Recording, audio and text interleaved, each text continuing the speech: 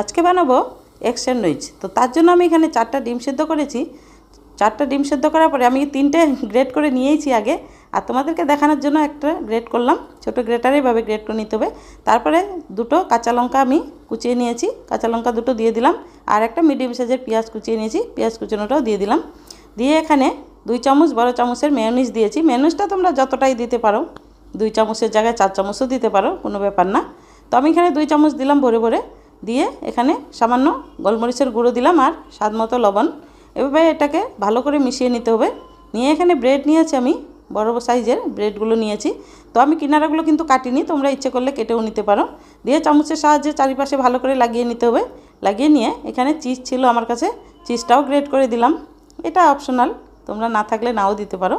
তো দিয়ে আরেকটা ব্রেড উপরে চাপা দিয়ে এভাবে তাওয়ার মধ্যে একটু বাটার মেল্ট করে নিয়ে তারপরে ব্রেডগুলো উল্টে পাল্টে সেঁকে নিলেই হয়ে গেল এগ ব্রেড স্যান্ডউইচ বা এগ স্যান্ডউইচ।